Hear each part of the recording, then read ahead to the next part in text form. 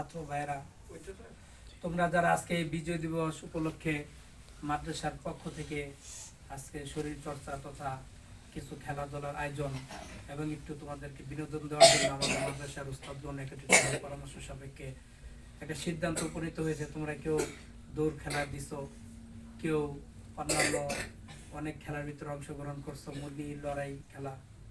তো ওই খেলাটা মূলত একটা প্রতিযোগিতা। এই প্রতিযোগিতাটা শুধু খেলার মধ্যে সীমাবদ্ধ নয়, পড়ালেখার মধ্যে। যেমন আমাদের ইমাম সাহেব বললেন, প্রত্যেক ক্ষেত্রে প্রতিযোগিতা রয়েছে। যে ব্যক্তি প্রত্যেকটা জিনিসকে নিজের চ্যালেঞ্জ মনে করে আগাবে, তার ভবিষ্যৎ উজ্জ্বল।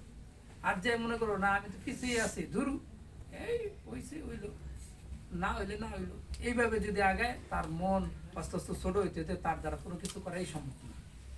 এই জন্য তোমরা যেভাবে আজকে খেলা দিয়ে আমরা দেখলাম অনেকে দৌড় দিছে, যে ছেলে ঘুমিতে লড়ে না বলে 1 নম্বর হয়ে গেছে, 2 নম্বর হয়ে গেছে, আমি শুনলাম।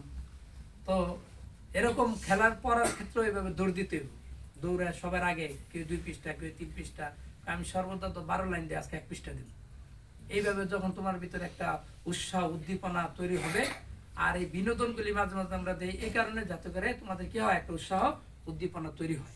তো আল্লাহ তাআলা আমাদের সকলকে জীবনের সর্বক্ষেত্রে, নামাজ পড়ার ক্ষেত্রে আমার নামাজটা যাতে সুন্দর হয়, রোজা রাখার ক্ষেত্রে আমার রোজাটা সুন্দর হয়, পড়ালেখার ক্ষেত্রে আমার পড়ালেখাটা যাতে সুন্দর হয়, এবং উস্তাদদের খেদমত করার ক্ষেত্রেও যাতে আমাদের খেদমতটা কি সর্বোচ্চ হয়, এইভাবে আমল করার তৌফিক দান করুন। আমিন। আচ্ছা,